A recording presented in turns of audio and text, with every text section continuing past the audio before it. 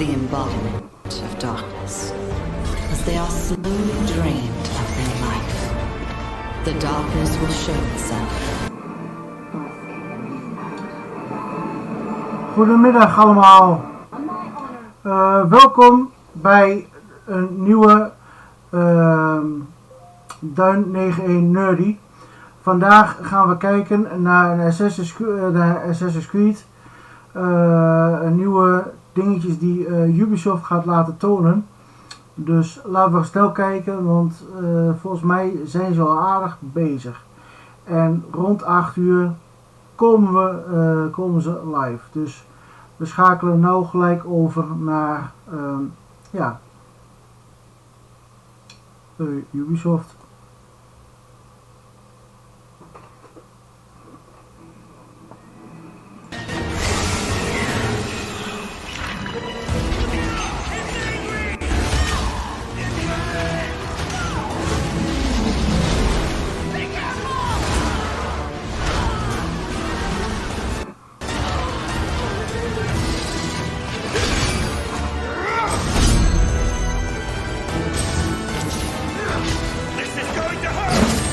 Zoals het er nou uitziet, zijn ze nog niet helemaal bezig.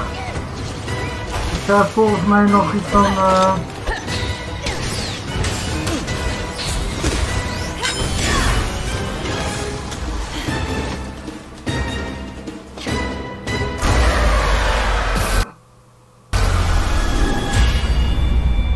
Hier laten ze nou Monster Hunter Rise zien. Who could have imagined that one day you and I would go hunting together?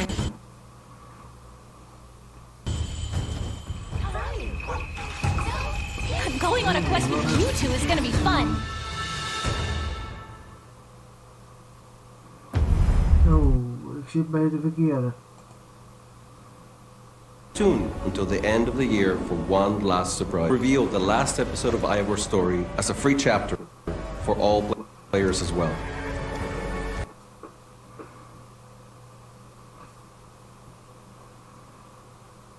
Nou, wat is hier aan de hand?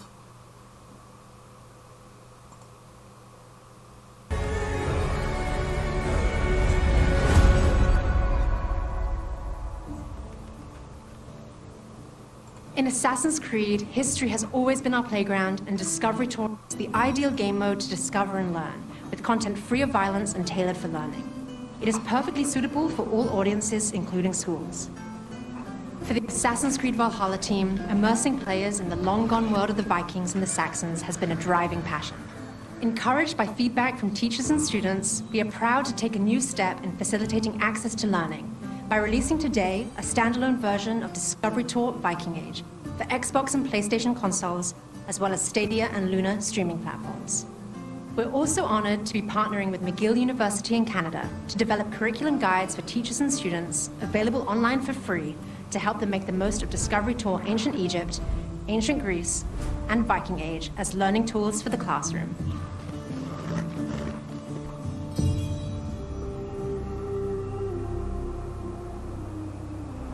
We want to celebrate our 15th anniversary with you by releasing a free title update that our community has been passionately asking for. 60 frames per second support for Assassin's Creed Origins is now available. Experience Ancient Egypt under the reign of Cleopatra, now in 60 FPS on Xbox and PlayStation next-gen consoles. To celebrate with all of our players, we will be hosting a free weekend for Assassin's Creed Origins from June 16th to June 20th. The beautiful world of ancient Egypt is a great place to start revisiting and celebrating past Assassin's Creed games.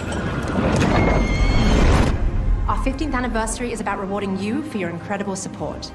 To get started, several sets of Assassin's Creed Origins tattoos, along with a naval pack, will be available this week in Assassin's Creed Valhalla.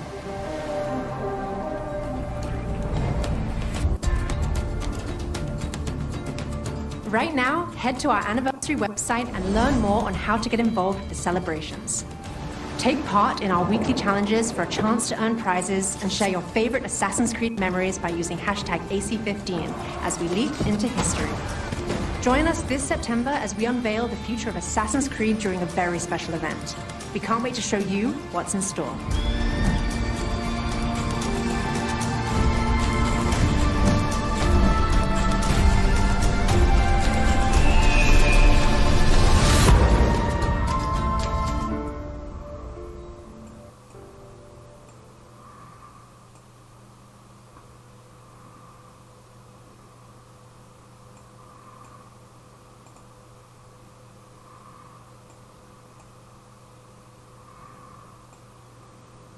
Hello, everyone, and welcome to the Assassin's Creed 15th anniversary celebration event. My name is Yusuf. I'll be one of your hosts today. I'm joined by my co-host, Chassie of Asensio. Chassie, how are you today? Hey, I'm excited. That was very exciting stuff. So I'm happy to be here to celebrate Assassin's Creed with all of you. And we have a special guest, Yusuf. Oh, yes, we do. We are joined by Assassin's Creed producer, Jose Ariza. Jose, thank you so much for joining us. Oh, it's my pleasure. This is exciting and thrilling. All at once. Yes, we are very happy to be showcasing all the news and announcements that y'all just saw. But we're also going to be hanging out with y'all for a little bit right now and showing off the Assassin's Creed Origins 60 frames per second boost. We're playing it right now. As you can see, I am riding on the back of my camel on the way to Alexandria. Jose, this game was already beautiful, silky smooth. The 60 frames per second boost just makes it doubly more so. It feels so good to play. Yeah, for sure. I mean, it's interesting. I just reloaded it into my console. I started playing it again, and it's amazing just seeing it sort of refreshed and I don't know. There's a certain elegance to it. The desert, the grandiosity of it. It's pretty awesome to see it in 60 frames and see how beautiful it looks. Yeah, I agree. And like honestly, I haven't been back to Egypt, in quite some time now. I think it's been about like 2 years since I've played Origins, and it just feels so good to be back. I started a new game plus here. You can see I'm already level 55. You've already played plenty of this game, so now you're jumping back into New Game Plus. Yes, exactly. As one does. Yeah, but it looks beautiful. Jose, so let's celebrate this game, celebrate Assassin's Creed. So yeah, Origins. Tell us about your role on this game. You were a producer. God, that feels like a lifetime ago. So at that point, I believe I was associate producer. And I was in charge of basically being the liaison with all Bij mij is waarschijnlijk niet helemaal goed, studios. It was a mensen. massive production. Maar het ziet bij mij And it was aardig my hakkelen. pleasure to be able to work with all the studios that were Dus participating. mochten jullie denken van, Sofia, wat is het een Singapore, beetje Bucharest. verbinding I wiebelig, feel like dan zal dat waarschijnlijk de reden Sorry, wezen. but it's been it's been quite a while, and it was amazing being part of this production. It was also officially my first full Assassin's Creed production. As I had just joined the studio, and it was amazing, being part of this entire production with so many awesome, talented people, passionate people. It was also a really interesting time of the franchise, obviously re-envisioning what Assassin's Creed would be for the future. So it was thrilling and nerve-wracking to say the least. I imagine there must have Absolutely. been a lot of excitement and maybe internal pressure that you were feeling of bringing the game back, the brand back. Yeah, absolutely. I mean, Assassin's Creed is beloved by players around the world, right? And there's a certain expectation of what the brand is, what the brand, the tenets, the pillars of the brand. It was really fascinating trying to find out how do we bring Assassin's Creed into an open world? How do we give agency to the players of how they play it, how they consume, and there were so many changes. It's funny watching it right now. It feels like, yeah, of course, this is exactly how it should have been. For the player perspective, maybe, this feels like, yes, of course. Why would it be anything other than this? But when you're on the other side of, pre-production, production, asking all those questions of, what is the DNA of the brand? What is really Assassin's Creed? The areas where we could experiment or not, or evolve the brand, and certain things that we absolutely wanted to keep. It was fascinating. It was preserving the DNA while evolving at the same time.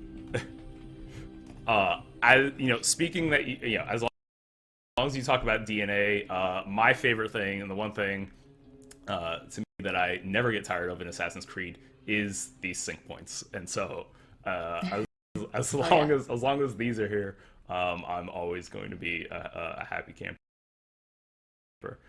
It's just one of my favorite things. I never get tired of them, even after doing them, in across every AC, so many times. It's to me, nothing showcases what the verticality, the beauty of AC like those. Yeah, even that's a perfect point, right? People assume that sync points are always there. They're a given. Hit the easy button and it's done. But even within the context of Egypt, right? Like saying, how do we want the camera to move? Oh my God, now we're in a massive open world and you can see very far into the background. Making sure that it was the right camera movement, the right speed, all these little things that players don't see. We had to like reassess under this, open world scenario. Yeah, Yeah, absolutely. By the way, say that. Sorry, What's go that? ahead. Go ahead. I was gonna say. By the way, I noticed that my camera is really bright. This is obviously to be contained in the You're desert. bathed in light. Yeah. It's I'm in the desert. He's coming to us live from Alexandria. That's Wouldn't that be amazing? Also, yes, we are live. We can see the chat, so if you have any questions about AC Origins for Jose, drop them in the chat and we'll ask them. So yes, we do see you, and Yusuf is playing in real time right now, so that is happening. We are sure playing this AC Origins in 60 FPS on PS5. It's also available on Xbox Series X and S, so you can jump into that. And if you missed that video earlier, there's a free weekend coming for AC Origins, June 16th to the 20th. So if you haven't played or want to jump back in, go for it on Xbox and PlayStation next-gen consoles and play 60 FPS. But yeah, we are live, so if you have questions, please let us know in the chat. But Jose, I'll start with a question for you. So I saw an internal interview with you at Ubisoft, and you said your best memory was working here was E3 2017, and you said getting AC Origins into people's hands for the first time. So can you tell me more about that and what that moment was like? Yeah. Oof. Let me see if I can vocalize it right. The production had already been going, I think, for 3 years at a time, and everybody was working really hard to re-envision, to move the brand, to evolve the brand into this new open world. There's a lot of changes that went into this. We went from a mission-driven system to a quest-driven system that you could consume however you wanted. There were so many changes that went into this, and obviously the people that work in the brand, they love Assassin's Creed, and is sort of doing this meditation of everything we wanted to bring into Origins. And obviously every choice we made was because we really truly felt, every director, every producer, everybody in the team, that really felt that was the right choice, the right thing to do, but nobody had seen it. So for me specifically, being part of that E3, doing the private demos, there was this moment of exhilaration that you're happy to share what the team has been working on, and especially for me, I was thrilled to be able to be on the floor, to give the demos, to represent the team and the directors and everybody, and it's a huge honor to be part of the brand and to represent everybody's hard work and talent. But on the other hand, it was nerve-wracking. Nobody had seen it. Only imagine. Nobody knew what it was. Yeah. And you give the controller to a player. A lot of them are media. A lot of them are streamers, YouTuber, some celebrities even. We're in LA at E3. And there's this moment that you're super proud, you're super excited, you want to show it, but also a part of you is saying, "Oh my God, please like it." And we hope that you see what we see. We hope that this really our vision translates and it's able to be understood by people. And those very first demos that I gave, it was phenomenal. That fear, but also you give the controller to somebody and you're looking at them and you're like, It's like, so are you like just directly looking? Are you kind of looking away, or are you just like nervous about that? That sounds very nervous. In some cases, some people say, no, you drive. I want you to see you play it. You also get some of the media people that are so stoic, and you're playing, you're explaining, and then their total poker face, just like. And you don't know, like, are you loving it? Are you hating it? And at the same time, as we progress, giving more demos, I think there was one person that actually said, "You've given me the Assassin's Creed that I never knew I wanted, and it's phenomenal." Oh my gosh. You can probably see me getting a little emotional because it was so amazing just being there and seeing people say, "This is exactly." I didn't know I wanted this, but this is exactly what it should be. Giving the demos also, you noticed all the NPCs. We know we had the smart, the Meta AI network. Having the same demo or having people play the exact portion of the game, but seeing different results, seeing different enemies, the wildlife. At some point, I think it was an alligator and a hippo get into a fight, and the guy's like, "Oh, was that supposed to happen?" And I said, "No, honestly, I've never seen that. I don't know what events happened for those two animals to be in that location and fight." But it was super. It was nerve-wracking and it was amazing, and it was such a communal sigh of relief and saying, yes, we did deliver. Yes, people agree with our vision. We still held the pillars of the brand, the DNA, and yeah, it was I think cathartic. It was a very cathartic moment for me, and it was also my first Assassin's Creed production, right? So for me, there was also that element of I'm joining sort of at this time of change, at this nexus of change, and you're thinking, God, please, I hope it goes well. I hope that That's an exciting time to join, though. Yeah, that sounds like an ideal time. Exciting to and almost. also and also terrifying, right? Sure. We always do our best work, hoping that everybody will love it, hoping that everybody will be entertained. It's sort of that saying that nobody has an ugly baby, right? So it's that moment where you show people the baby and you're like, I hope people like the baby, Speaking of, Yeah. I love this scene so much. It's our first introduction to Aya here. Aya is great. And like I think to me, like, it was just so cool seeing a husband and wife that were like in love and had, like, obviously, they are on a quest to avenge the death of their, son, but it was a healthy relationship, and I feel like that's something that's so rare to see in games. Yeah, and it's amazing also that you get to see the trajectory of from the past to the present, if you want to say to the future, when you meet them again in the Hidden Ones. And we were so attuned to their relationship that we felt, in the Hidden Ones we needed to acknowledge, right? They have that moment where we're sort of them saying, you know what, it's okay, we did well. Yeah. But seeing that trajectory, and it's funny because it wasn't a big speech, it wasn't melodramatic. It was just a moment where I feel, and I hope that we captured that the journey as a couple, as people, as human beings that they had, and in the end, just saying, you know what, we don't need to give a big speech. We're okay. We're cool. Yeah. That's actually it's.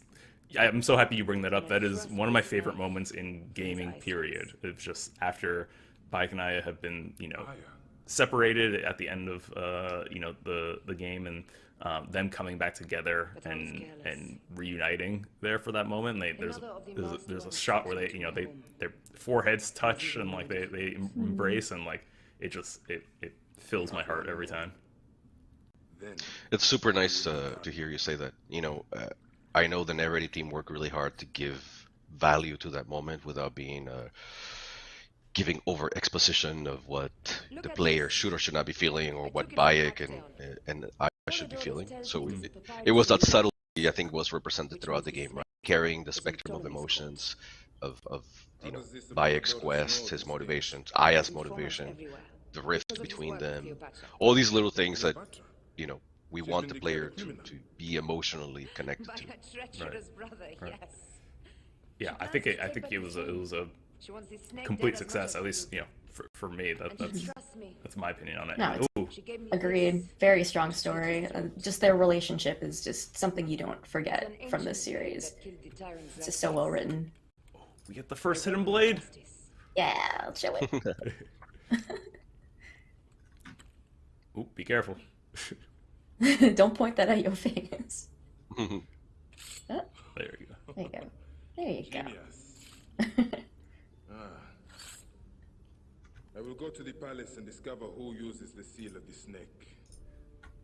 It's funny too, Jose. You were saying earlier. You were talking about showing this game to people for the first time and them saying, oh, this isn't, I didn't realize this is what I wanted, but it's exactly what I wanted. I had a slightly similar but slightly different impression of when Origins was first announced and when we first got to play it. It was also, at the very beginning of my Ubisoft journey here. But the way I don't think I've actually told you, I happen to be Egyptian. And so Origins is always the game I wanted, but never actually thought I would ever get. And then you were not the only one.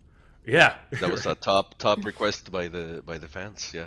Yeah, but I think even more so, as you're talking about the new quest system and how much was put into. Actually, I don't think I'm going the right way. How much was put into the culture, the time period, the setting. To me, it felt like a game that so wholeheartedly embraced Egypt and its people. Not only of the time, but the location itself, and it was everything I could have hoped for and more. And I always say because of that, it's the most important Assassin's Creed to me.